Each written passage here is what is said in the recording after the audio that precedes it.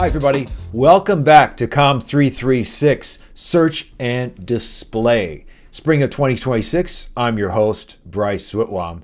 Well, we're right after the spring break.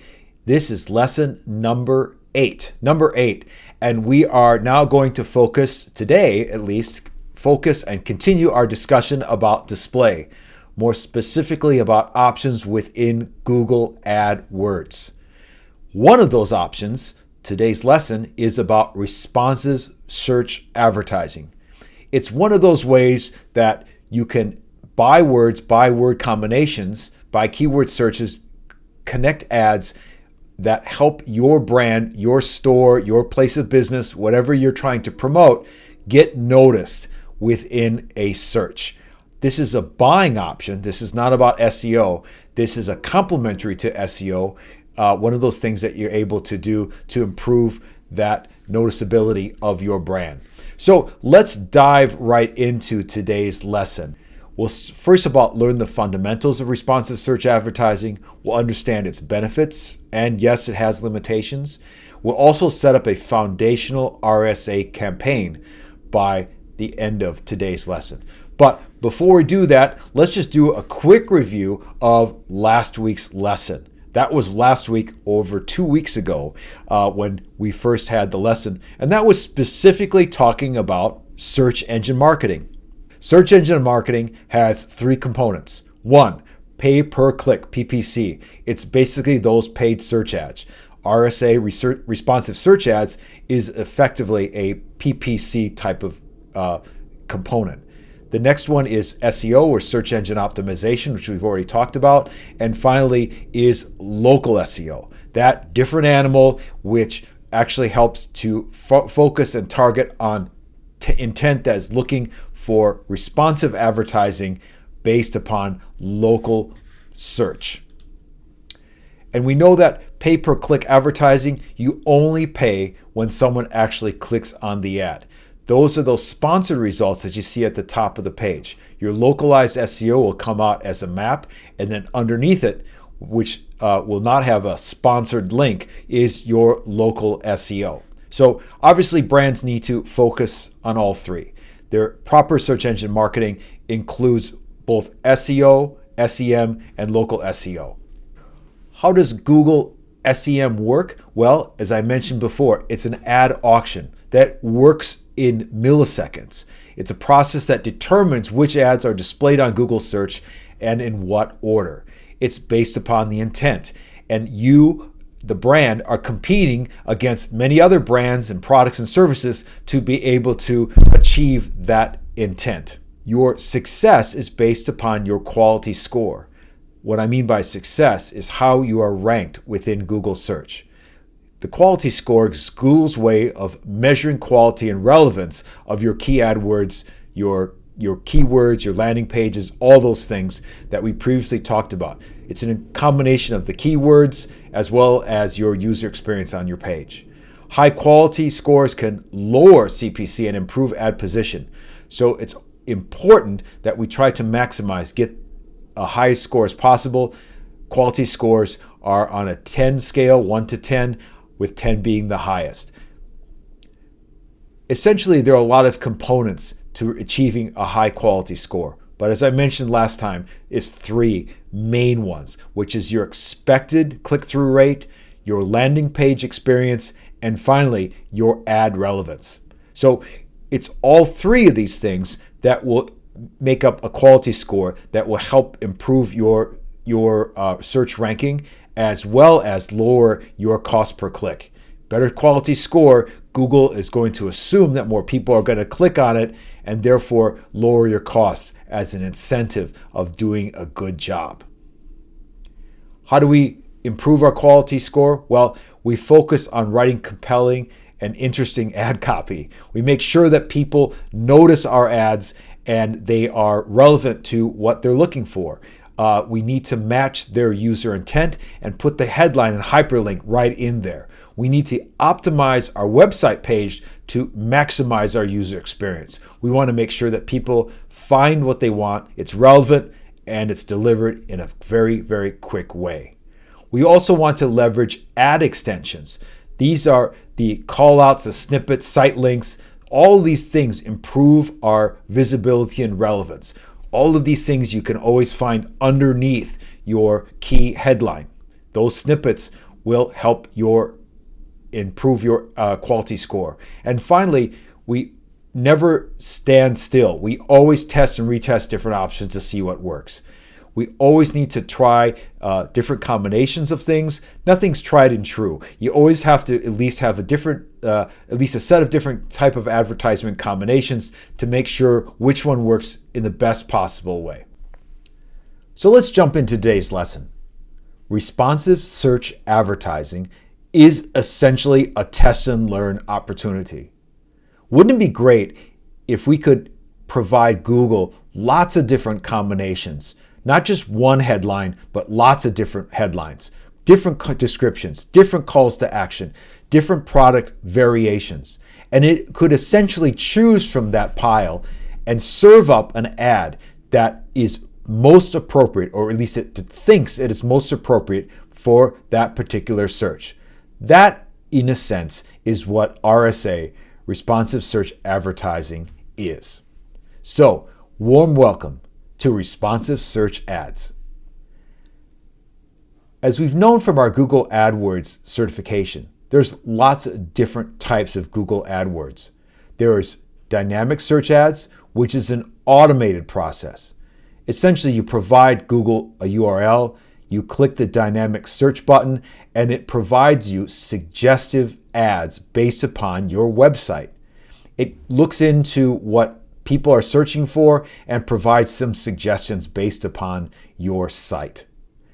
AI Max for search, which is quite new, is an AI representation of DSA, but just essentially is a super DSA where it actually uses an AI platform to be able to provide much more of a creative output and recommendations and alternatives of your dynamic search. And then finally, there is responsive search ads, which is what we're talking about today. Responsive search ads, as I mentioned, is just essentially an automatic system that adjusts headlines, descriptions, and layout to match a user's intent. So imagine that you provide maybe up to 15 headlines, which is you can do 15 headlines, 4 descriptions, and a URL. And then through the magic of Google's algorithm, it chooses the appropriate headlines, it chooses the appropriate descriptions, and provides the URL depending upon the user's context, the user's search intent. So I just have an example here. This is a place, Sweet Bean. It's a Taiwanese bakery not too far from the Roosevelt CTA station. And they have a drink which I quite like. It's a black sesame latte. And maybe for example, I'm suggesting that they use the black sesame latte, the matcha latte, as a way to promote their business because, well, there's not a lot of black sesame matcha latte places in Chicago. So Sweet Bean should use this as a way to draw in people. They could create this promotion by creating awareness, as we mentioned, that push and pull dynamic, where they put a lot of influencer promotions about how delicious a black sesame matcha latte is. And then people start to search for it. They type in the words black sesame latte into Google, and here is what might come up. Some headlines. Warm up with black sesame latte, rich and nutty black sesame latte, Chicago's best sesame matcha latte, a taste of Taiwan in Chicago, try a new kind of matcha latte. These are all possible combinations that we could put into our RSA. Essentially, the rules are make sure that you have a good headline variety. Don't use the same words every single time like I did. Try to mix things up a bit. Stay within a 30-character limit. And Google has what is called a pinning feature. That means that when you have your list of headlines, you can pin a headline that you definitely want in each and every ad. There's a position 1 for the logo, in this case Sweet Bean Chicago. That means that the logo or the name of the company will always appear in the ad. You can pin that. Another position 2 is for the unique selling point, in this case the new black sesame matcha latte. And then finally is position 3, which could be a call to action. Order online now or come by the store. These type of things are all possible pins. There's a theory that you should pin everything and to increase your click-through rate. I don't know. I think that you should try to play around with it, try pinning some things without pinning others. Give it that sense of variety and see which ad works the best, which is the most effective. Here's just an example of that. At least 8 to 10 headlines, create distinct headlines, exclude keywords, pin sparingly, and then maintain your headline links, which I said is about 30 characters. Google will tell you specifically how long your headline is. And then through that, it will provide different examples. Here's an example for a store using, and they pin store, so store always comes up into the headline name, and 3 different descriptions. It could be shop stores, wide variety of high quality women's shoes at prices you'll love. It could be find all your favorite brands and latest styles in one place. Don't wait, order today. These are your different description opportunities. So you've got headlines, descriptions, and finally your URL. So what's the benefit of this? Well, it's clear that better conversion will occur through RSAs. On average, about 7% better conversion than just a traditional format ad. So you're just going to get better conversion because you're being more specific about intent. You're making it closer to what people are looking for. So there's no question that RSAs do better than just a traditional ad. And with that, there are faster results. You pay to play. You are not relying solely on search engine optimization. You are buying keywords through an RSA platform, and you will jump to the top if you get the right combination. Thirdly, real-time optimization that can match that searcher's intent. As I said, you've got 10 to 15 combinations of headlines, descriptions, anything that could be pinned, including your URL, and you are essentially optimizing in the best possible way. There's no question that this will be a huge benefit of RSA. Finally, RSAs just generally are more personalized because they are targeting what the consumer wants, and as a result, consumers will likely click on them. People feel that it's more relevant, they'll feel that it's more personalized. So why don't we just use dynamic search ads? After all, it's automatic. We don't have to really think about headlines and descriptions. It's done for us, right? Why don't we just use DSAs? Well, there's a lot of limitations to DSAs. First of all, you are out of control. Google is essentially creating recommendations. It's not necessarily relevant to what you might want for your business, your store. Dynamic search comes from your website, which may be out of date or may be relevant to what you're serving. As I mentioned previously, if you are a local business, let's say a restaurant, you may not even have a very up-to-date website. Your local search through Google's local search platform will probably be more updated. So in this sense, having a DSA is probably not the way to go. Your target is often based upon your headlines and not your website. So that's another thing.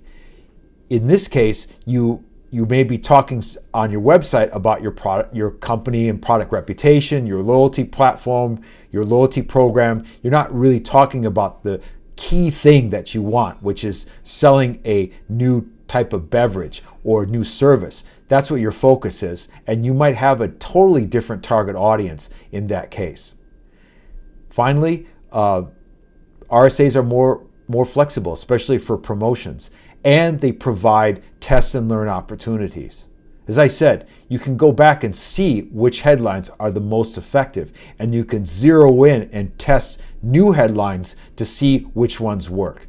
The idea here is to constantly test and evolve your search marketing campaign. Sometimes response search ads don't work out the way that you want them to. Yes, they can get out of control because Google sometimes rotates assets based upon its predicted CTR, not on the CTR that you want it to do. It oftentimes doesn't understand message sequencing and will pair up stuff that doesn't make any sense at all. There's a lot of reports and complaints online about how it does this. In other words, it will take two call to action messages and mash them together, and they make absolutely no sense together. Separately, they're fine, but when they're put together, they don't make sense. And that was really not the advertiser's intent to do that. The best recommendation for this is really to go back and monitor and make changes accordingly as you move along. Don't just set it and leave it. Make sure that your ads are not only working effectively, but they're optimized, and avoid this challenge of getting out of control. So in summary, responsive search ads is a fantastic tool to do Google AdWords. It provides you a lot of flexibility. You can target different types of user intent based upon your headlines as well as your descriptions. Google essentially takes the most optimized, the best one based upon what it is assumed is search intent, and it will select those through your different combinations and serve up the best possible ad that hopefully will be able to get you that pole position. But it's a garbage in, garbage out thing. If in fact your ads, your keywords, your headlines are crap, there's not a lot of variety in them, your descriptions aren't relevant, your links and everything else is not clear, then you will get garbage out and you will not achieve your objectives. So that's why it's important to be able to make sure that you are getting the best possible combinations. Always test and retest. Make sure that you are learning from your mistakes and improving on your results. So that's it for me. I hope you enjoyed today's lesson. We'll see you next week with another lesson in COMM 336, Search and Display. Have a good day.